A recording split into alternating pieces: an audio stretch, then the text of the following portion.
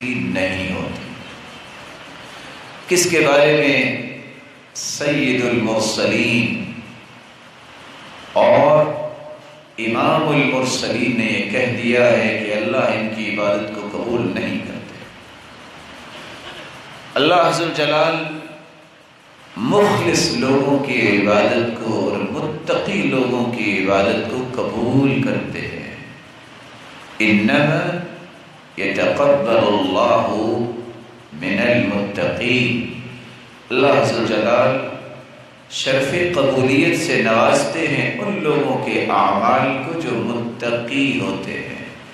اور متقی وہ ہوتا ہے جس کے اندر تقوی ہو، اور تقوی سے مراد یہ ہے کہ ہر چھوٹے اور بڑے گناہ سے بچنے والا.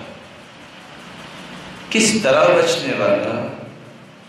وہ یہ نہیں دیکھتا کہ گناہ چھوٹا ہے یا بڑا ہے، وہ اس بات پہ توجہ رکھتا ہے. لا تنظر الى المعصیة ولكن انظر الى عظمة من عصیت.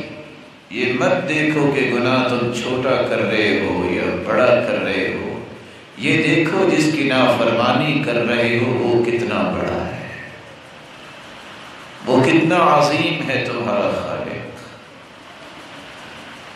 تو اللہ عز و جلال جس شخص کی عبادت کو قبول کرتے ہیں اس میں تقوی ہونا چاہیے. قبولیت سے مراد کیا ہے؟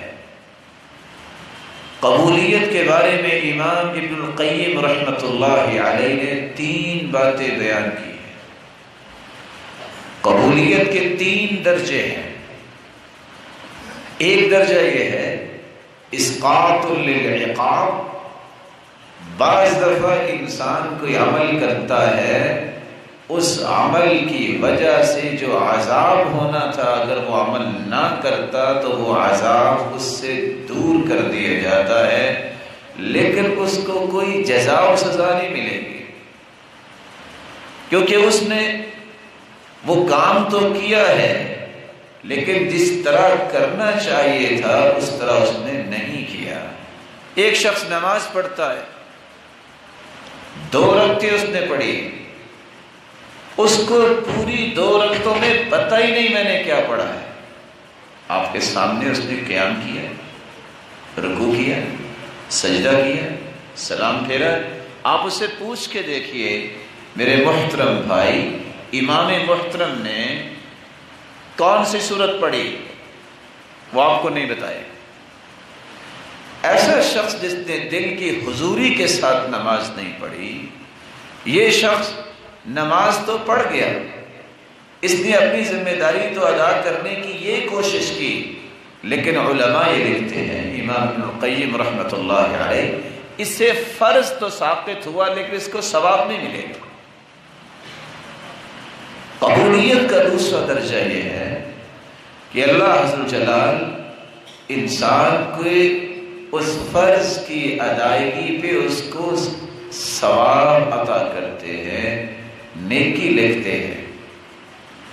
قبولیت کا تیسرا اور آخری اور سب سے خوبصورت درجہ یہ ہے کہ اللہ عز و جلال اپنے بندے کی عبادت پہ راضی بھی ہوتے ہیں، اسے پسند بھی کرتے ہیں، اس پہ اس کو ثواب بھی دیتے ہیں، اور 7 کھربوں فرشتوں کے سامنے اس کی تعریف بھی کرتے ہیں. تو انسان کو کوشش یہ کرنی چاہیے، صرف فرض ثابت کرنا یہ کمال نہیں ہے. اگر آپ کو نیکی نہیں ملی تو کیا فائدہ ہو؟ ہمیں اللہ تعالیٰ سے ایسے قبولیت کی دعا کرنی چاہیے جس طرح سلف صالحین کی خواہش ہوا کرتی تھی. عبداللہ ابن عمر رضی اللہ تعالی عنہ اس لیے کہا کرتے تھے، لو علمت ان اللہ تقبل مني رکعتین لاتکلت. اگر مجھے پتہ چل جائے کہ میری 2 رکعتیں ہی قبول ہو گئی ہیں تو میں سمجھتا ہوں کہ میں اس سے بخشا جاؤں گا.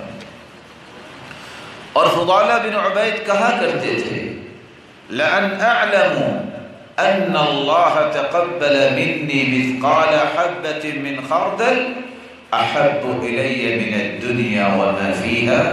اگر مجھے یہ علم ہو جائے کہ اللہ ذل جلال نے میری رائی کے برابر، رائی کے دانے کے برابر میرا عمل قبول کر لیا ہے تو یہ پوری دنیا سے زیادہ مجھے محبوب ہے۔